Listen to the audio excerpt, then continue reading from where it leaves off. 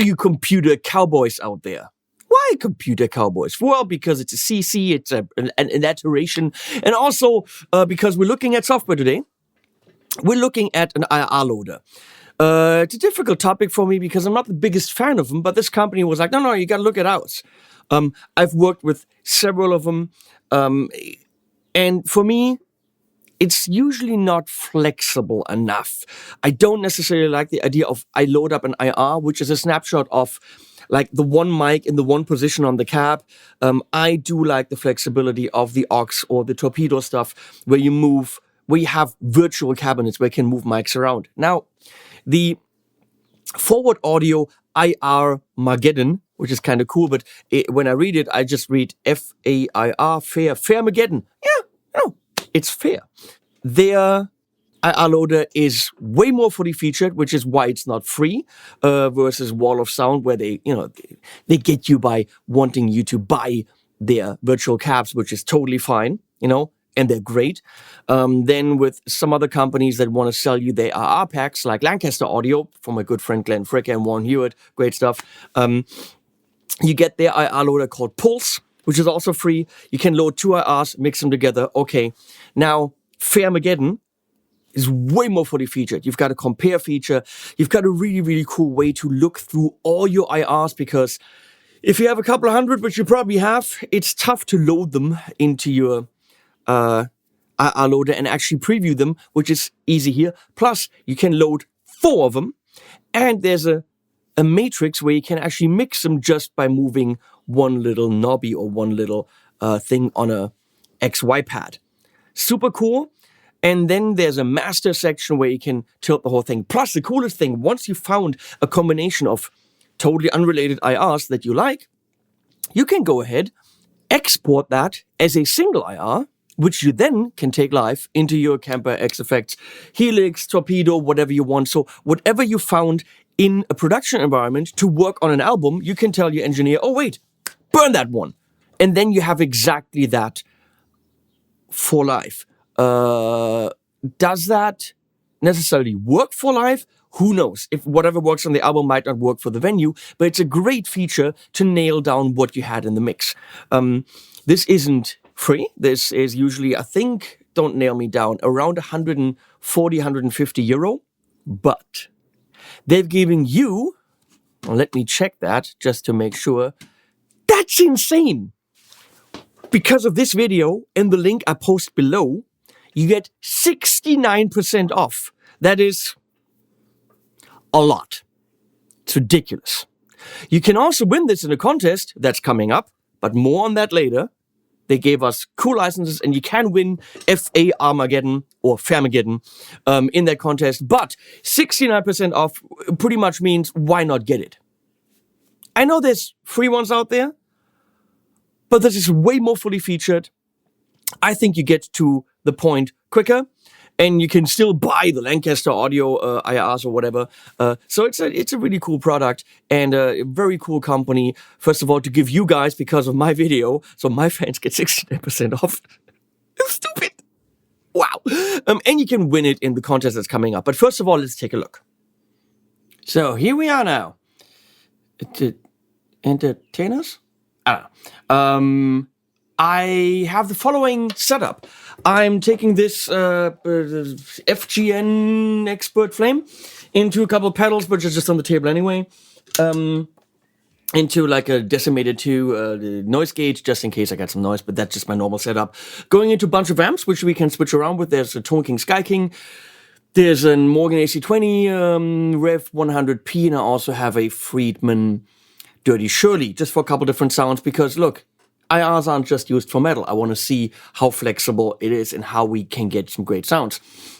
That's going into the AUX, which is my load box. Yeah, because if you have an amp, you want to go into your computer, you need some way to take all this power and actually have a DI signal. So you need some kind of load box with non-frequency compensated DI out. So it's a really, really crappy, horrible signal, which then the faIRmageddon, the faIRmageddon will go and make pretty.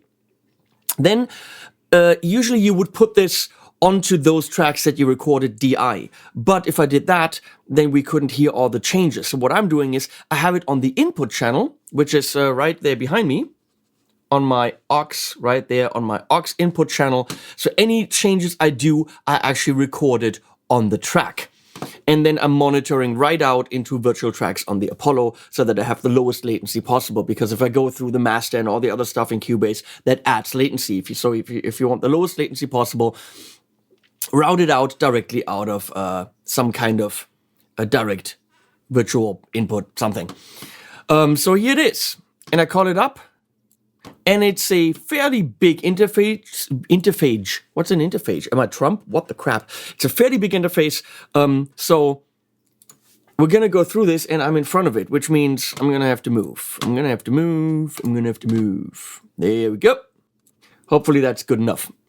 So, well, there's the 4 different, which is nice with colors, color labeled IR slots, because you can load 4 IRs. Slot A, B, C, and D. And then in the middle, you got the XY pad. And it's very simple. A, B, C, D. It shows you the percentages, and that's how you can mix. Now, what if you only use 3 IRs? Let's turn slot C off right here with this on-off button. Bam, it turns into a triangle. What if you only have 2 IRs? Bam, it turns into that. And you can literally just go and do that. Switch between A and B, or mix between A and B. But of course, the amazing thing is that we have the option of picking 4 different ones. Each one has the same navigation that you have down here in the compare zone. But what you can do is you can pretty much preview an IR down here. Okay, so you load it in here. You solo this whole section. Find out if that's one that you want to add, and then you can throw it into any of the slots. Here you can also, if you wanted that, and I don't want to go into it, load a file, then record yourself a little bit, and then it actually tries to match that file. So it's a frequency matching kind of thing. Don't go and chase the tones of your heroes.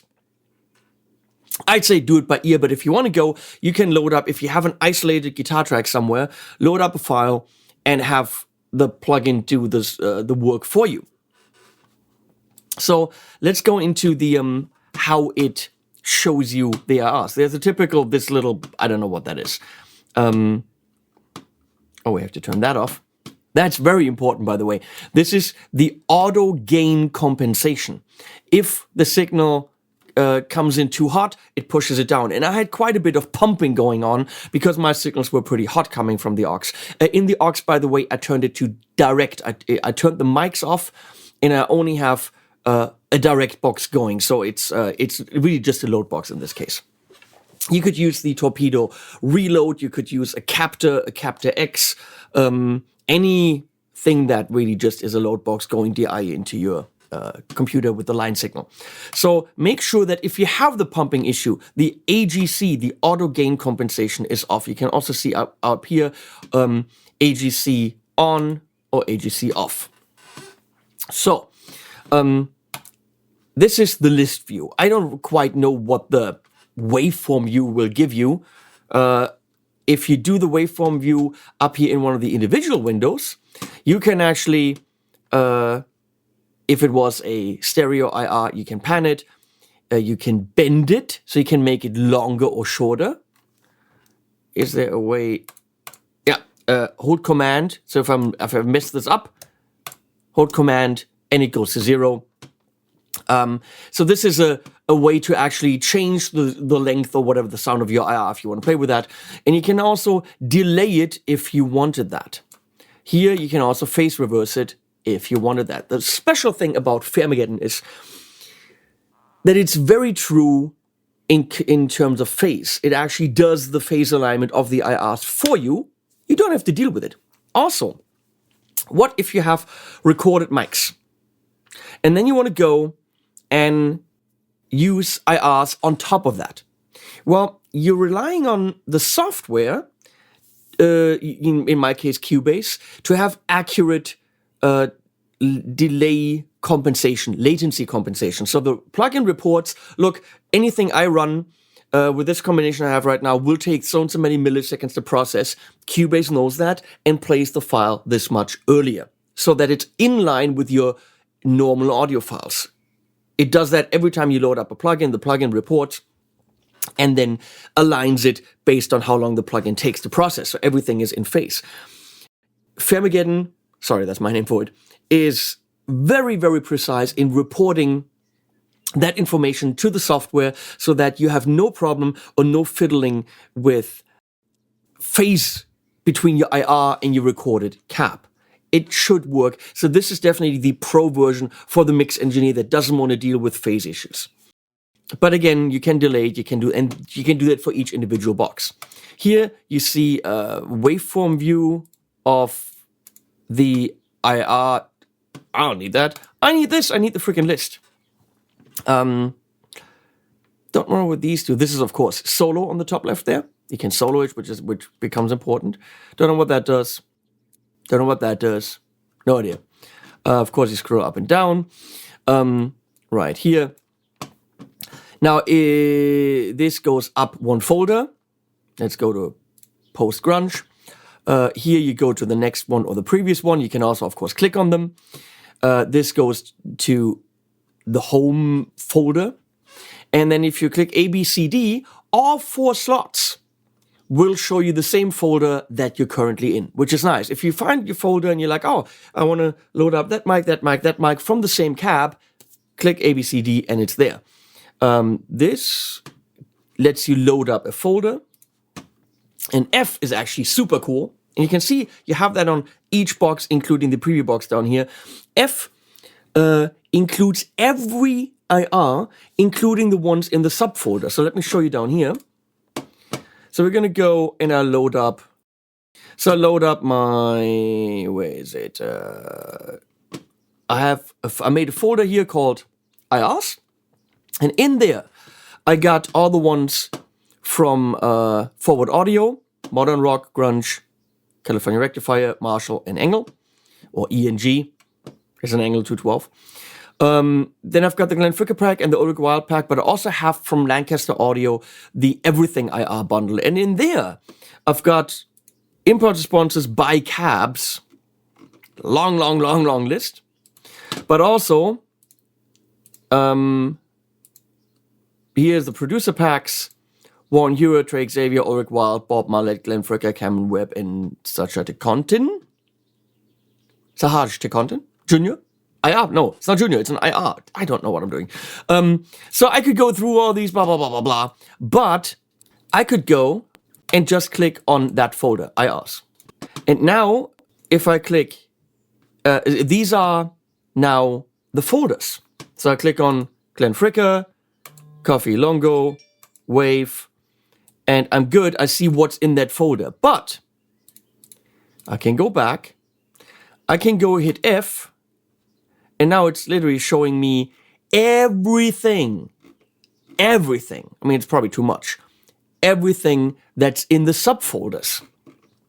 So let's not hit F. Let's do this. No. Where IRs? Here, IRs. One up. It's a single click, not a double click. So I could go to the Everything bundle. Producer packs. So now I click F. Now I see all the producer packs. Okay? Which is rather nice. So the way this works is we're going to hit... I have a clean sound now. So let's see Fender 57. And I'm going to hit solo.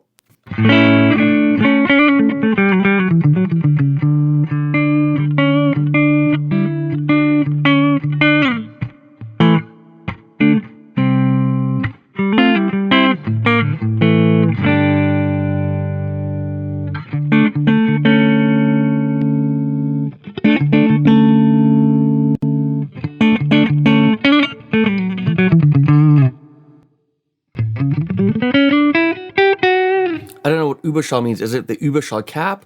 There's no JCM cap, is there? Fender 57. I kind of like that. So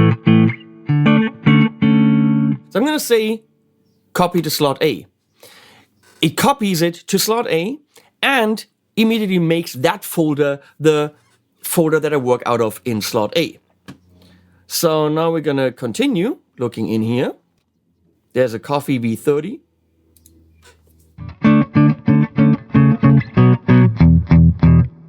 It's one of Glenn's, so it's got bass. So I'm gonna load that into B. Bam, I'm in there. That's all of Glenn's. What does Trey have? Legacy Cab. Trey Dream Cab. Ooh, that sounds good, Trey. Very hollow.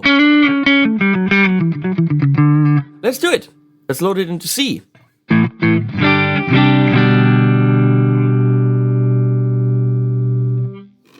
It's very convenient that it's all in here in the same folder, but you can see it doesn't do the F on the individual boxes. It actually does only the folder, which is nice, but you can do this on each individual one. Let's do Orange 121. Oh, that's very different. Only round and hollow, round and warm.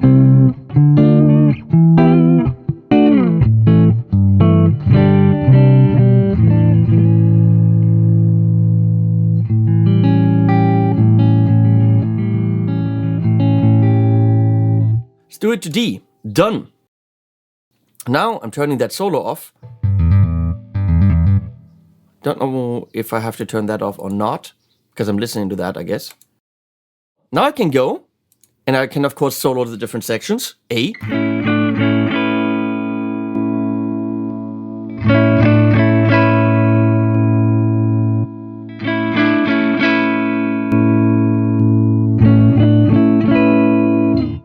Beautiful. Now, this of course stands for my Fender, my 412, Trey's Dream Cab, and the really round one. So I can say rounder, less round. So let's see. Let's record a little loop here, because I have a looper on the ground.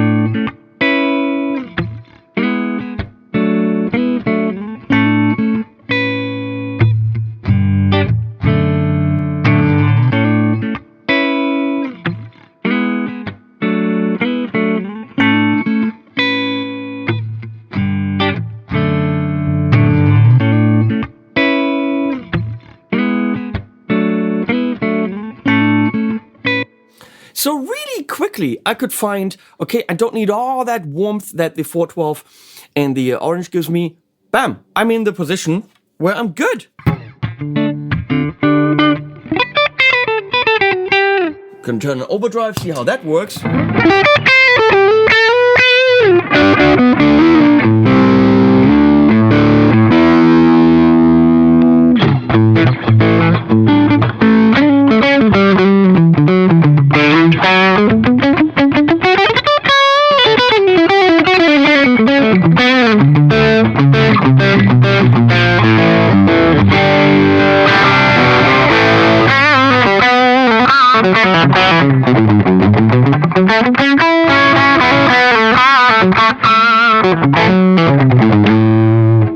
Got it cranked up here a bit.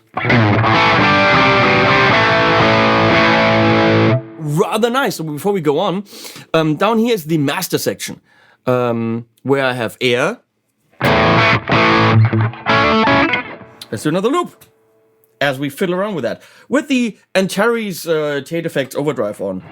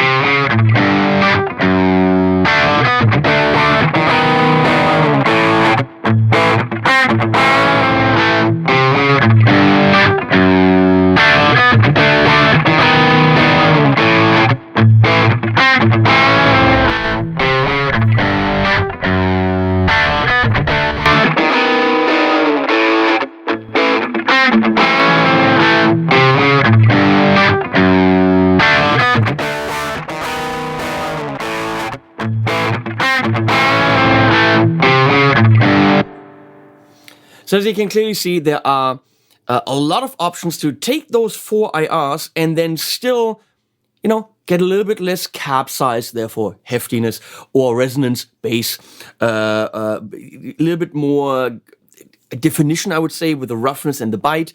So it's relatively easy to tweak the master.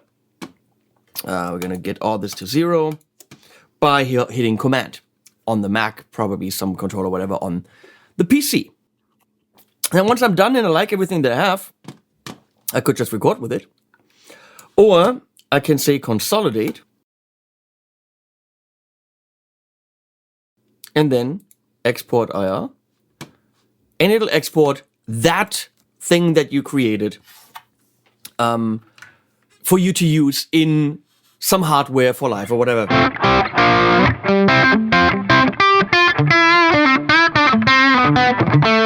Very cool. We're going to go to a different amp. Here we have the Morgan AC20.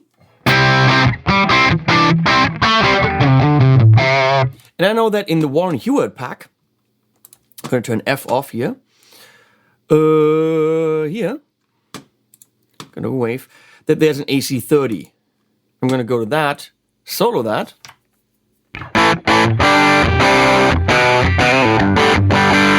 That's got bite up the wazoo. I'm going to load that into A.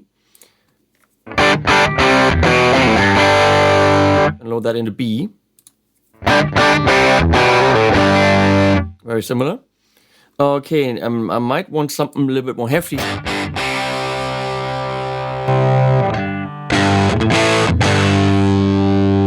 Got all the bite I want heft.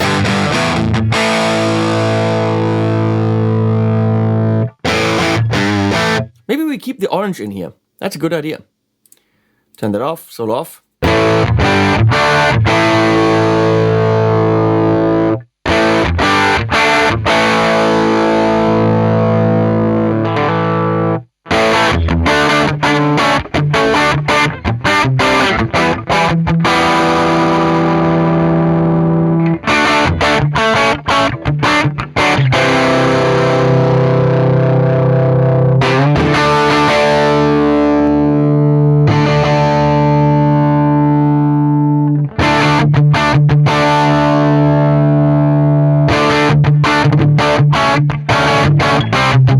And I'm kind of where I want to be. Now, does it make sense to look at the IRs? I don't know why. I don't think it does. It doesn't tell me anything. But what if I stretch one of them?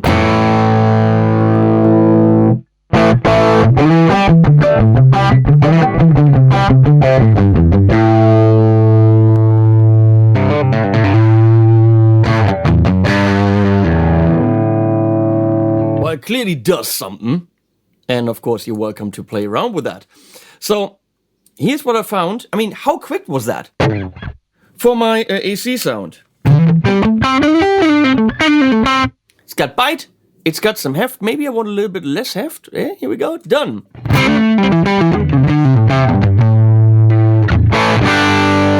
What does the stereo thing do?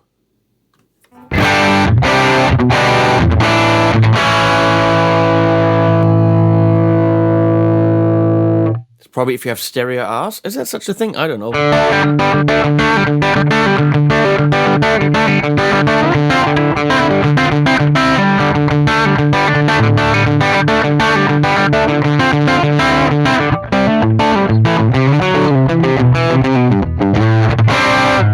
This is cool because I actually get to the point. I actually get to where I want to be, which I rarely do with IRs because I load up one, I'm like, oh, I don't like it. I'm not impressed by many of them. This gets me to the point rather quickly. So let's do something quickly here. This is the Friedman Dirty Shorty, which means I want to go to a... Let's just quickly, we're in the same folder here, look at that. Gonna turn that off. And here we have 3 different versions of a Marshall 1960.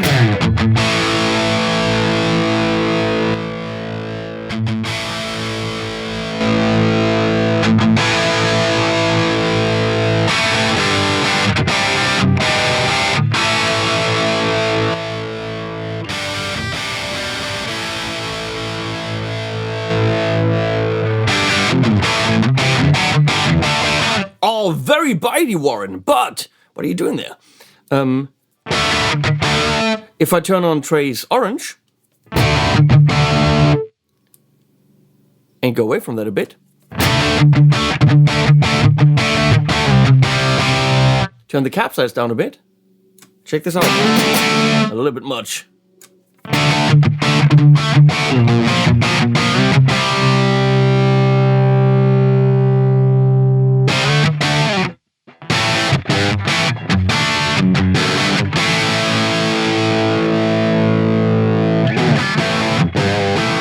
A little bit, yeah, we're getting there. Now the overall volume.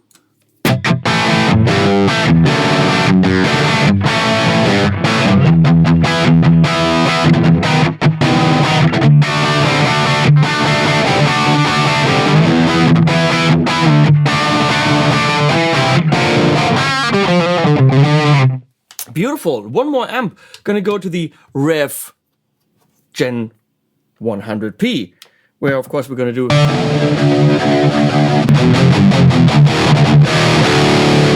I know that. Let's look at this. Gonna go up here, even one up. I have the bundle from Forward Audio.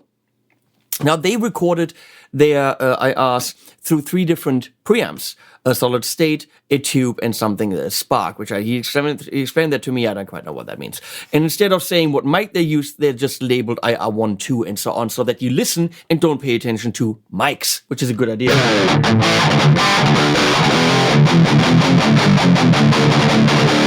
Let's start with 1 here.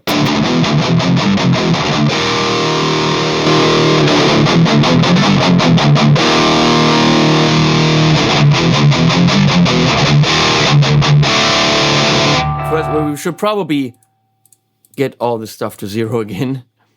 Okay? But this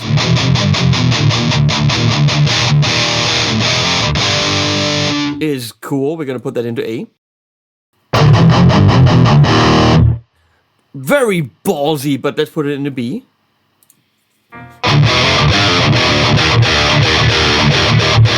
I like that a lot. We put that into C. And we're gonna add something from Glenn, the rev cap.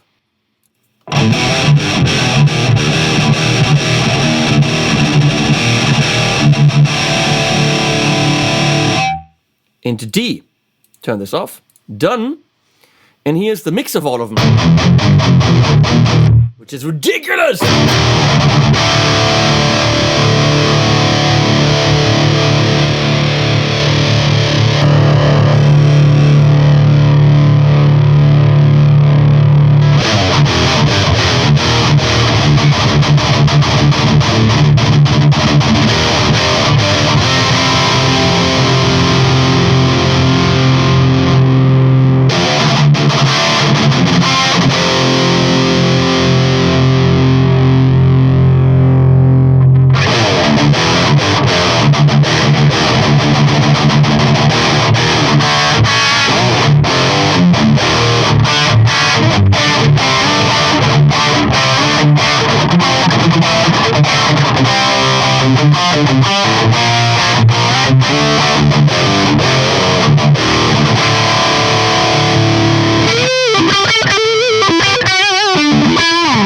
You get to the point fast.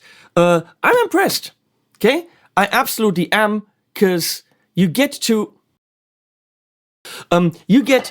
where you want to be quickly. I wouldn't have been happy with any of those IRs by themselves. Each of them is either too bitey, too big, too bassy, too whatever. But being able to quickly load up different ones from different IR packs, find them quickly, mix them with a matrix, and then just tailor the master, and if you wanted to, export it to have your own version of it for live. Now, obviously, you can argue, yeah, there's free ones out there. They don't do what this does. They don't go this anal about phase alignment and also reporting back to your DAW in terms of latency and all this stuff. At least that's what they told me. So this is definitely the IR loader for the engineer, for the mix engineer, or for the guy that's really picky about the recording and sound. I think it's great. Usually it's $140, $150. You can get it now for 69% off. Because I said, hey, for your viewers, 69% off. Link below, use it, you get it for 69% off. That really, I mean, I don't even know what that is. It's dirt cheap. And really, if you're working with IRs, there's no excuse not to get this, realistically. It's kick-ass. I like the free stuff. Pulse from Lancaster Audio is totally fine. It doesn't do what this does. And I'm pretty sure Glenn and the guys from Lancaster Audio would agree with you. This is pretty damn cool. I actually think Glenn should check this out. Pretty cool software.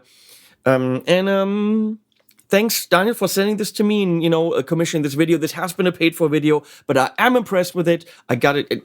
You know me. Believe it or not. Whatever, it's up to you. Thank you, guys. Links below. Animals at the end. After seething